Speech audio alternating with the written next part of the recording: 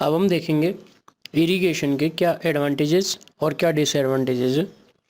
यदि हम एडवांटेज की बात करें तो फर्स्ट है better crop quality and production. आपका प्रोडक्शन बढ़ जाएगा, आपकी क्रॉप की क्वालिटी बढ़ जाएगी। सेकंड, आपको ड्रिंकिंग वाटर, पावर जनरेशन और नेविगेशन इसमें भी हेल्प मिलेगी आपको। आप पानी स्टोर करोगे डैम पर, तो वहाँ से आप हाइडल पावर जनरेट करोगे। ड्रिंकिंग वाटर आप प्रोवाइड कर सकते हो और नेविगेशन के लिए भी यूज किया जा सकता है। तीसरा है ग्राउंड वाटर स्टोरेज बढ़ेगा। चौथा, इरिगेशन के कारण एम्प्लॉयमेंट की अपॉर्चुनिटी बढ़ेगी, लेबर की इनकम बढ़ेगी और एग्रीकल्चर बेस्ड इंडस्ट्रीज वो भी बढ़ेगी। तो ये सारे एडवांटेज है इरिगेशन के। यदि हम डिसएडवांटेज की बात करें तो पहला है वाटर लॉगिंग।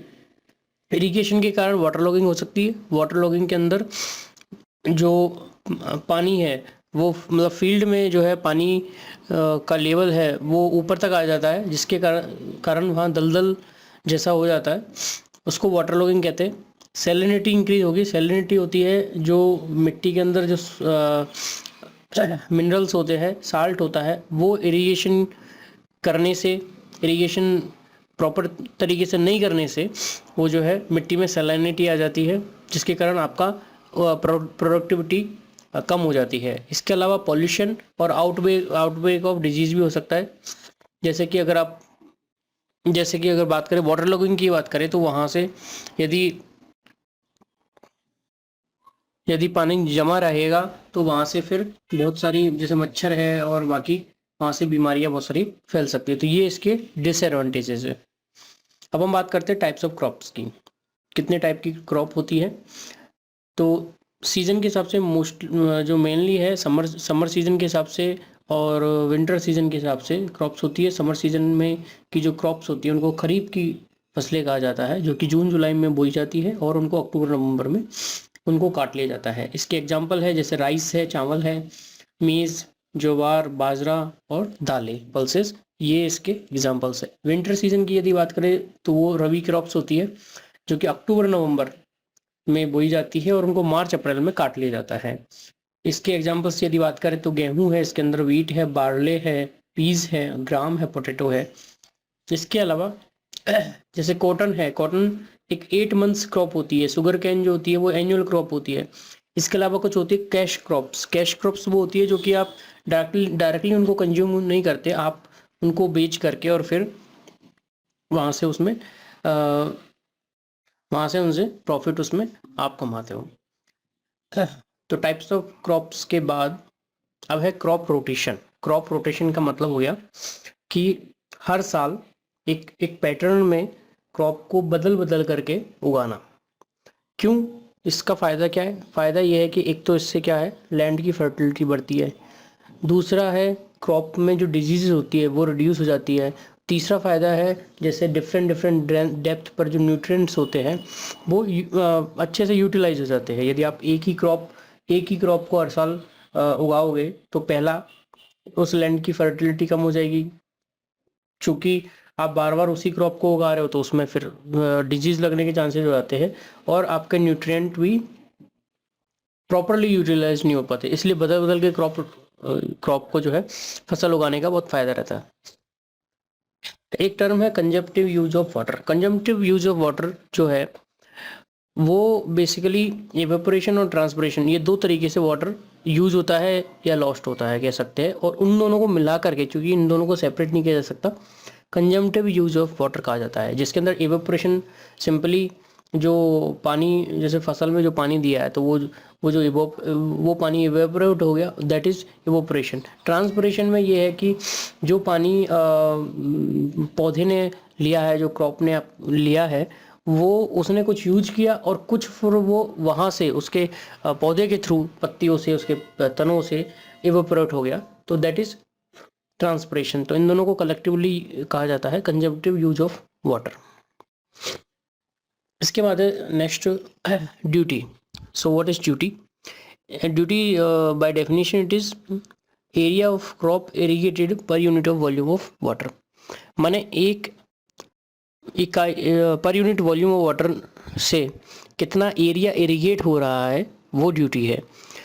और डेल्टा है total water depth required for a crop is known as delta. तो कोई भी फसल है, फसल उगाने के लिए कितना पानी चाहिए तो वो उसकी वाटर डेप्थ में मेजर करते हैं और उसको डेल्टा कहा जाता है। डेल्टा जो होता है वो डिफरेंट होता है हर क्रॉप का। इसके अलावा एक है next crop period and base period. Crop period होता है फसल उगाने से लेकर के उसको काटने तक का समय, फसल उगाने से लेकर के काटने तक, बोने से लेकर के काटने तक का। बेस पीरियड होता है पहली वाटरिंग से लेकर के लास्ट वाटरिंग तक का पीरियड होता है, वो बेस पीरियड होता है। इसके बाद होता है ड्यूटी आपकी डिपेंड किस किस चीज़ पे करती है। तो ड्यूटी डिपेंड करती है पहला टोपोग्राफी पे। टोपोग्राफी का मतलब हो गया कि स्लोप ऑफ फील्ड क्या है। यदि फील्ड का स्लोप ज़्यादा होगा तो आपकी जो है ड्यूटी डिक्रीज हो जाएगी, क्योंकि पानी आप अप्लाई करोगे ऊपर से बहता बहता नीचे निकल जाएगा, प्रॉपरली उसको इरिगेट नहीं कर पाएगा। दूसरा सॉइल मॉइस्चर, जो कि है कि क्ले है या सैंड है।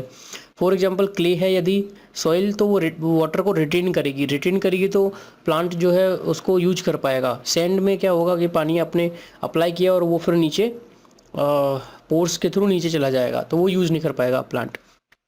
ऐसी है रेनफॉल हो गया, हाई है या लो है। ज़्यादा रेनफॉल होगा तो आपकी ड्यूटी जो है उसमें बढ़ जाएगी।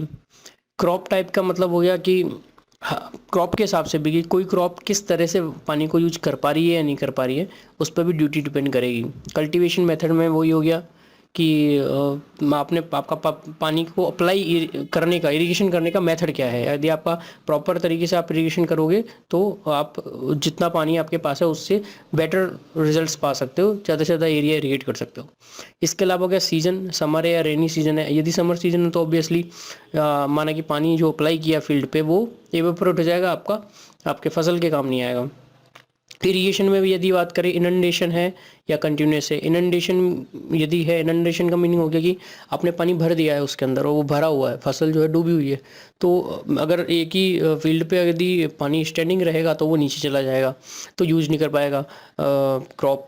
और कंटिन्यूस इरिगेशन है कि पानी कंटिन्यूसली उसमें आ रहा है तो फिर वो क्रॉप जो है उसको यूज कर पाएगा। इसके अलावा कैनाल कंडीशंस, ड्यूटी का मीनिंग हो गया कि भाई आपका कैनाल के थ्रू आप जो कन्वेंस लॉसेज है उसको कम करने के लिए आप मेंटेनेंस प्रॉपर्ली कर रहे हो या नहीं कर रहे हो, कहीं से उसके अंदर पाइपिंग तो नहीं है।